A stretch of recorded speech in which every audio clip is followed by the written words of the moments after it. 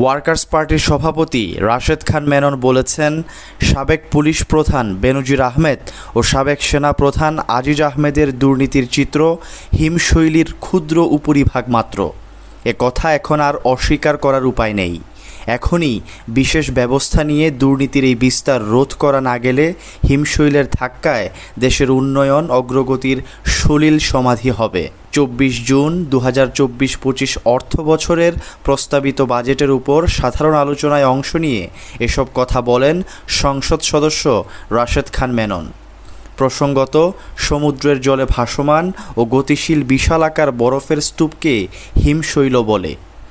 Antarctica ও Greenland হল হিমশৈলের প্রধান উৎস।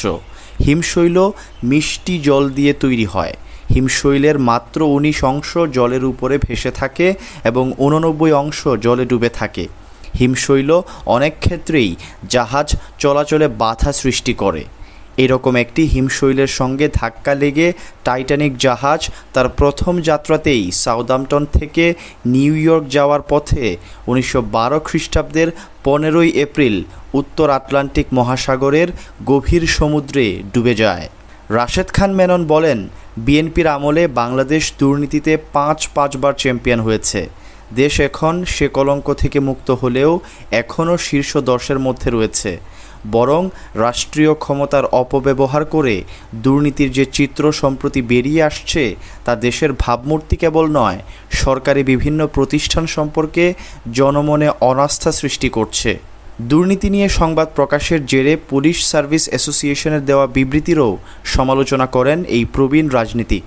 তিনি বলেন, দুর্ভাগ্য, আমরা এখানে দেখলাম পুলিশ অ্যাসোসিয়েশন থেকে দুর্নীতির খবর প্রকাশ করার জন্য সাংবাদিকদের ধমক দেওয়া হয়েছে। রাশেদ খান মেনন বলেন, দুর্নীতির মৎসব বন্ধ করতে এখনই বিশেষ কমিশন গঠন, দুর্নীতিবাজদের অর্থ সম্পদ বাজেয়াপ্ত করা এবং ঋণখেলাপি অর্থ আত্মসাৎকারীদের বিচারের ট্রাইব্যুনাল গঠন করার দাবি জানান তিনি। এদিকে ঢাকা মহানগর পুলিশের সাবেক কমিশনার আসাদুজ্জামান মিয়ার ব্যক্তিগত তথ্য ফাঁসের ঘটনায় গাজীপুর মহানগর পুলিশের অতিরিক্ত উপকমিশনার জিসানুল হককে সাময়িক বরখাস্ত করা হয়েছে। স্বরাষ্ট্র মন্ত্রণালয়ের জননিরাপত্তা বিভাগের শৃঙ্খলা শাখা থেকে ২৩ জুন তাকে সাময়িক বরখাস্তের কথা জানিয়ে প্রজ্ঞাপন জারি করা হয়।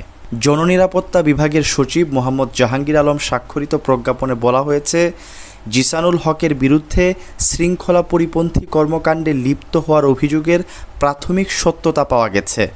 সরকারি চাকরি আইন ও সরকারি কর্মচারী শৃঙ্খলা ও আপিল বিধিমালা অনুযায়ী তাকে চাকরি থেকে সাময়িক বরখাস্ত করা হলো।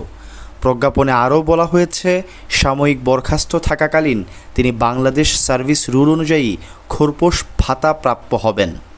জনস্বার্থে জারিকৃত এ আদেশ অবিলম্বে কার্যকর হবে। সম্প্রতি সাবেক ডিএমপি কমিশনার আসাদুজ্জামান মিয়াকে নিয়ে সামাজিক যোগাযোগ মাধ্যম ফেসবুকে একটি পোস্ট পাওয়া যায়।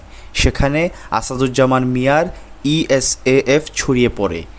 ইএসএএফ হলো ইলেকট্রনিক সাবস্ক্রাইবার অ্যাপ্লিকেশন ফর্ম, যা মূলত মুঠোফোন গ্রাহকেরা পূরণ করে থাকেন। এই ফর্মে একজন ফোন গ্রাহকের নাম, ঠিকানা, জাতীয় পরিচয়পত্রের নম্বর, আঙুলের ছাপসহ বিস্তারিত তথ্য থাকে। এ তথ্য কিভাবে অনলাইনে গেল সেটি নিয়ে তদন্ত করে পুলিশ। সংশ্লিষ্ট পুলিশ সূত্রে জানা যায়, গাজীপুরের অতিরিক্ত উপকমিশনার মোহাম্মদ নাজির আহমদ এ ঘটনার তদন্ত করেন। ইএসএএফ ফর্মটিতে থাকা কিউআর কোড পর্যালোচনা করে দেখা যায়, গাজীপুর মহানগর পুলিশের বৈধ আড়িপাতা শাখার এক সহকারী পুলিশ পরিদর্শক ন্যাশনাল টেলিকমিউনিকেশন মনিটরিং সেন্টার থেকে এটি ডাউনলোড করেন। তদন্তে বেরিয়ে আসে, গাজীপুর মহানগর পুলিশের অতিরিক্ত উপকমিশনার জিনানুল হক গত ১৩ ফেব্রুয়ারি আসাদুজ্জামান মিয়ার তথ্য চেয়ে আড়িপাতা শাখার এক এসআইকে হোয়াটসঅ্যাপে বার্তা দেন। সেই বার্তার ভিত্তিতে তিনি অন্য একজনকে এএসআইকে সেটা ডাউনলোড করতে বলেন। পরে সেটা তা জিনানুল হককে দেয়া হয়।